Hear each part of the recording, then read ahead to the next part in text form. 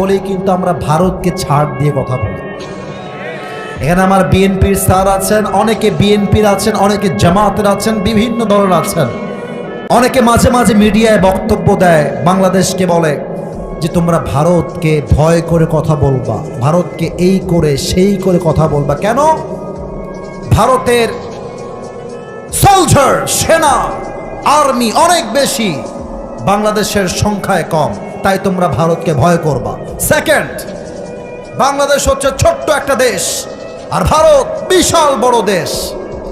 আপনাদের যদি এই লজিক বুঝে আসে, আমার থেকেও একটা লজিক আপনি বুঝে নেন।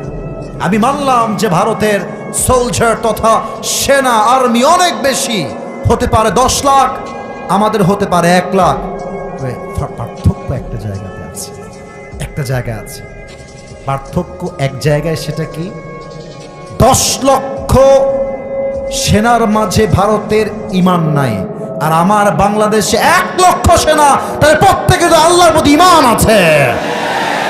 আল্লাহর হাবিব বলেছেন, একজন ঈমানদার যুবক 1000 কাফেরের সমান। অতএব একটা সাংবাদিক আছে মাঝে মাঝে বলে বাংলাদেশ আর থাকবে না, না থাকবে না। তারপরে ও বলে যে জয়পুরহাটের কথা তো বলে না, বলে যে চট্টগ্রাম নিয়ে নিব, ফেনী আমরা নিয়ে নিব, তোমরা কি করে খাবা এটা তোমরা ভেবে না, আমাদেরকে হুমকি দেয়। তো আমিও ভাই ভদ্র ভাষায় বলি, নিতে হলে তো আগে আসতে হবে। আসো আসো আসো আসো আসো।